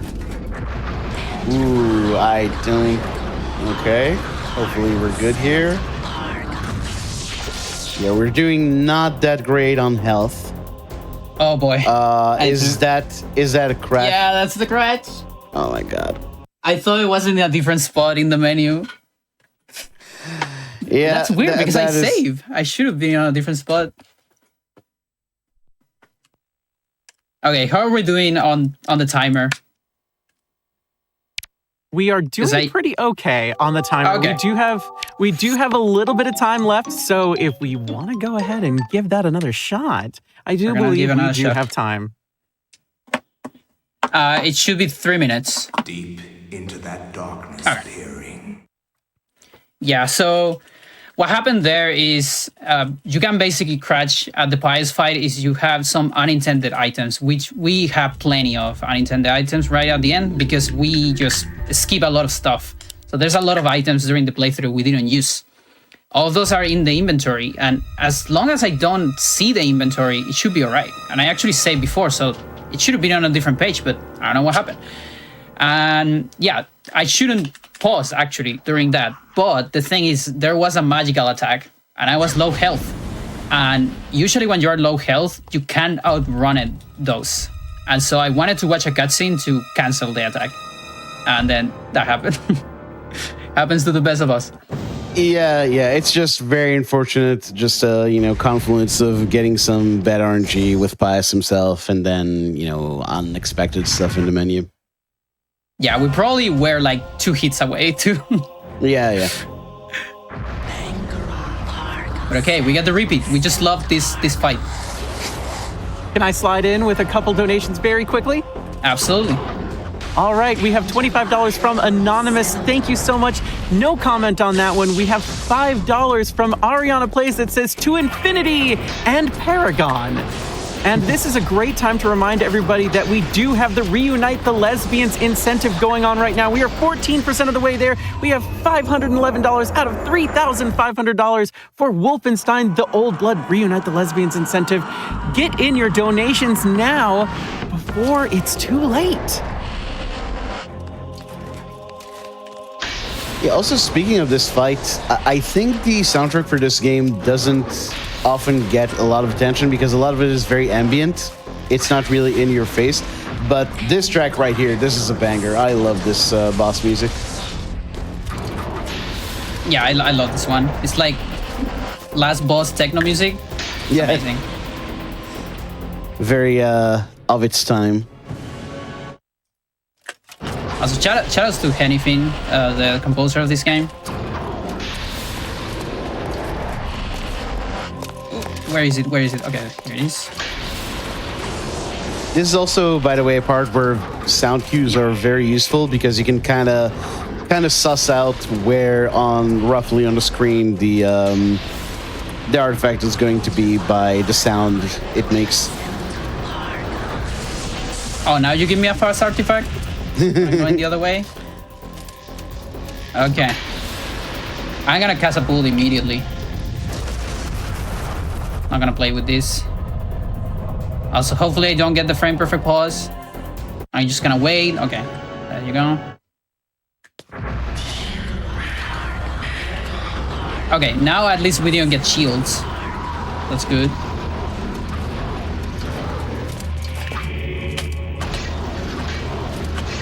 I'm just gonna play it safe. Just do that. Should be 17 hits. There you go. That's what I needed to do last time. So that's much faster with the shotgun. But again, we cannot equip it. Time is incoming after this cutscene, so in like 3, 2, 1, time. That's the ticket. Oof. Okay. It is finally over, my dear. So, thank you everyone for having me, for having this game. Again, just at the end of Spooky Month, so very, very on top there. And just to close this quickly because of the extra time, this game is amazing. You should definitely play it. It's a little bit hard to play these days, but if you have access to it, definitely play it. It's amazing. If you want to speedrun it, I have a lot of guides about it. We also have a speedrun Discord where you can get all the health you want. It's a very, very cool speedrun. It has a lot of tech, and it's very satisfying to get good at it. So, yeah. Yeah, and I can say a lot of people worry with these, smaller speed games. There's not a lot of resources. Pandora has done so much work over the years to have very exhaustive tutorials, and there's just so much material, and everyone is just so helpful. So yeah, don't fear. If you're interested in the run, definitely get into it. And follow Pandora Jane, Pandora_Jane on Twitch.tv.